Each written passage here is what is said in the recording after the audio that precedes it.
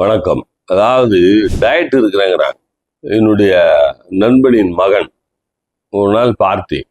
என்னப்பா கொஞ்சம் உடம்பு இழைச்சிருக்க மாதிரி தெரியுது அப்படின்னு. டயட்ல இருக்கேங்க. எதுக்காக டயட்ல இருக்க அப்படின்னு. இல்லை கொஞ்சம் உடல் பருமனா இருக்கு, அது குறைக்கலான்னு. அப்படியாப்பா, சரி ஏதோ நல்லது செய்யற அப்படின்னு சொல்லிட்டு விட்டேன். அடுத்த நாள் அவனை ஒரு ஹோட்டல்ல சந்திக்கிறதுக்கான ஒரு நிலைமை ஏற்பட்டுச்சு.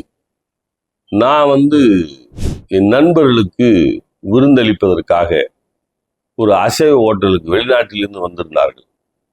ஒரு அசைவ உணவகத்திற்கு அழைத்து சென்றிருந்தேன். நான் இப்பொழுது பெரும்பாலும் அசைவம் சாப்பிடுவதில்லை. அதை மிக குறைத்து கொண்டேன், வயதின் காரணமாக, வேறொன்றும் இல்லை. சைவத்துக்கெல்லாம் மாறவில்லை, வயதின் காரணமாக கொஞ்சம் கொஞ்சமாக குறைத்து கொண்டேன். அவர்கள் வெளிநாட்டிலிருந்து வந்திருக்கிறார்கள், அசைவ பிரியர்கள். அதனால் அசைவ ஹோட்டலுக்கு கொண்டு சென்றேன். பார்த்தால் இந்த தம்பி அங்கே இருக்கிறான். ஆனால் அவன் என்னை பார்க்கவில்லை, நான் அவனை பார்த்து விட்டேன். 3 பிரியாணி ஒட்டுக்க வைத்து சாப்பிட்டு கொண்டிருக்கிறான். நேற்று பார்க்கும்போது டயட் என்று சொன்னவன் இன்றைக்கு 3 பிரியாணி ஒட்டுக்காக சாப்பிட்றான். இதுதான் டயட்டு. இதை மட்டும் தயவு செய்து செய்யாதீர்கள்.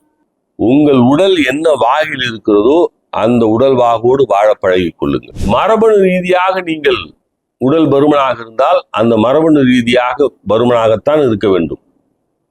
அதை குறைக்கிறேன் பேர்வழி என்று நீங்கள் உணவை எடுக்காமல் பட்டினி கிடக்கிறேன் என்ற பேர் வழியில் உங்களுடைய உடலை வருத்தி கொண்டு திடீரென ஒரு நாள் என் நண்பனின் மகன் போல 3 பிரியாணி ஒட்டுக்கா சாப்பிட்டு பழகினீங்கன்னா உங்க வயிறு டமார்னு ஆயிரும். புரியுதுங்களா? அதுக்கப்புறம் உங்க உடல் பருமன் முன்னை விட அதிகமாக மாறி போயிடும். நடைப்பயிற்சி மேற்கொள்ளுங்க ஐயா. உலகத்தில் அதை விட சிறந்த பயிற்சி எதுவுமே இல்லை. நன்றி, வணக்கம்.